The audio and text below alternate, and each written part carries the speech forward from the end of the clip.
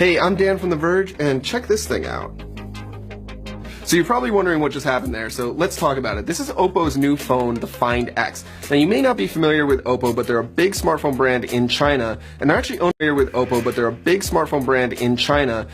owned by the same company that owns OnePlus, which you probably are familiar with if you've seen this channel before. And this phone is their new flagship phone, which is going to be launched globally for the first time. And yes, it'll be available here in North America, which I'll talk about in a bit. But let's talk about this phone here. So 4-inch OLED display, and it's going edge to edge with no bezel, or almost no bezel, no notch, and basically no chin. So in order to build this phone and accommodate the camera, Oppo put the camera in a motorized slide-out tray that pops up when you open the camera app and disappears when you close it. It's pretty trick. Now in this camera tray are both the front camera and rear cameras, and there's some interesting things going on here.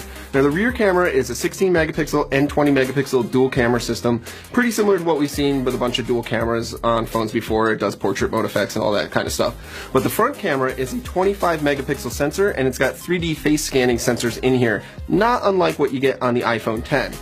Now those 3D scanners can do things like automatically beautify your image, which is very popular on a lot of phones from China, or it also works to log you in so that when you turn on the phone and unlock it, the camera pops up, sees your face, and it logs you in. Now the Find X does not have a fingerprint scanner on it. As you can see on the back here, there's no fingerprint scanner. There's no fingerprint scanner under the screen either, so it's basically relying on the camera to log you in. But it does it all pretty quickly. Oppo says that the camera can launch in as little as 0.5 seconds, which is pretty fast. As you can see, I'm doing it a bunch of times here. So then the screen itself, it's an OLED panel. It's got curved sides, which you can see here. It looks a lot like what you get on a Samsung S9 or S9 Plus. It's 1080 pixels of resolution. Basically, the phone itself kind of looks to me like an S9 with slimmer bezels, which is pretty cool. And then inside come all the high-end specs you'd expect from a 2018 Android smartphone. It's got Snapdragon 845, 8 gigabytes of RAM, up to 256 gigabytes of storage. It's global LTE compatible, and it's got dual SIM support. I've got a T-Mobile SIM in here, and it's pulling an LTE signal here in New York, so it works here in the US, which is pretty cool to see. Now for software, it's running Oppo's ColorOS software, which runs on Android 8.1. It basically looks like a mix of iOS and Samsung's Android software. It's not the nicest Android software I've ever seen. It definitely doesn't look like a Pixel, but it's not the worst either, and you could probably get used to it pretty quickly. And it seems to have all of the main features that we look for on an Android phone at this point, even including a gesture navigation system, which is pretty cool.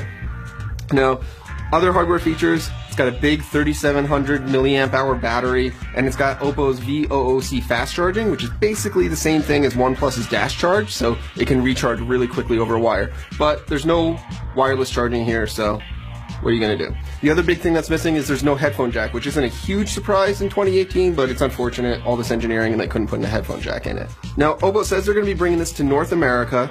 The pricing is still a little bit up in the air, at least here in the US, but they're saying it's going to be priced less than other major smartphones from Samsung and LG, so I'd expect to see it probably under $700. And even more interesting, they're going to be selling it with a carrier, or at least so they claim. We don't have any information on that yet, so you'll have to stay tuned, but that should be pretty interesting. Now, is this the future of smartphones? I don't know. I think it's really interesting. It gives me a lot of screen without a lot of bezel, and it's an interesting compromise to, making sure that it has the things like front-facing cameras and sensors and things like that that we all expect on a smartphone. I do have a little bit of concerns. I'm not sure how you put a case on this thing. I guess it could only wrap around the side. You can't really put a case on top. And what happens if you drop it, or you go to the beach and get sand in it or whatever? There might be some reliability concerns with it. But otherwise, I think it's really neat, and I'm eager to spend more time with this.